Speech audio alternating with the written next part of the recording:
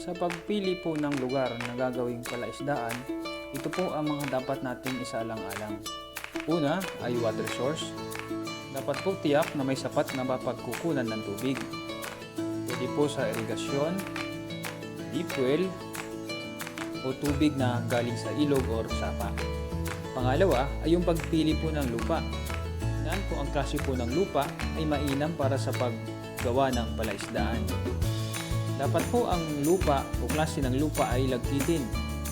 Ito po yung tinatawag na clay soil.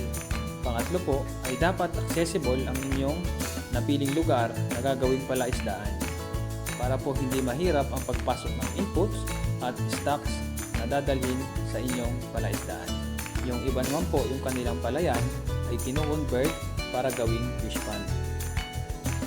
Ang normal na lalim po para sa mga breeding pond ay 60 cm. Samantala sa grow out stage naman ay minimum of 1 meter, maximum of 2 meters. Maganda po kung yung ating ginagawang fish pond ay naka-sloping po yung ilalim. Para po pagdating po ng harvest, automatic yung ating mga isda ay maiipon doon sa ibabang bahagi ng ating fish pond. Mainam po kung yung gagawin nating dike para sa ating fish pond ay naka-slide slope.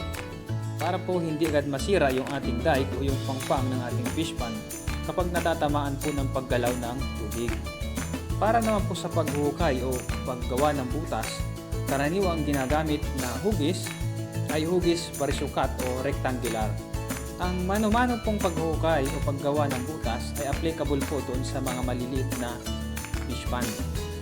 Ang gastos po dito ay nakadepende sa rate per day na napagkasunduan ninyo ng mga taong magtatrabaho para maghukay sa inyong gagawing palaisdaan.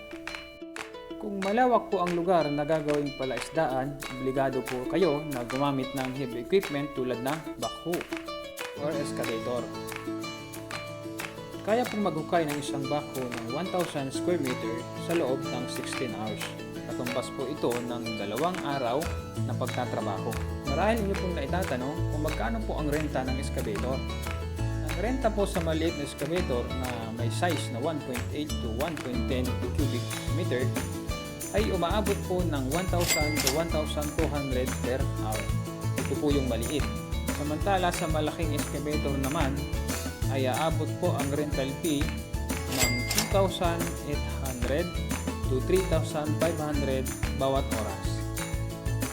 Maliban po sa rental cost ng excavator, meron pa po kayong karagdagang babayaran kung ang equipment na ito ay inyong gagamitin. Kayo din po ang magbabayad ng mobilization cost. Ito po yung pag-transport ng excavator papunta sa inyong farm o gagawing fish pond.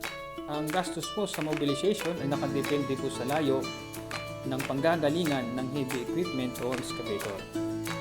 Sa pag-upa po ng backhoe, meron po silang tinatawag na idle time. Ito po ay habang ang backhoe ay nasa inyo, babayaran po ninyo ito kahit hindi po ninyo ito ginagamit o hindi nagtatrabaho. At ang panghuli po ay yung demobilization cost.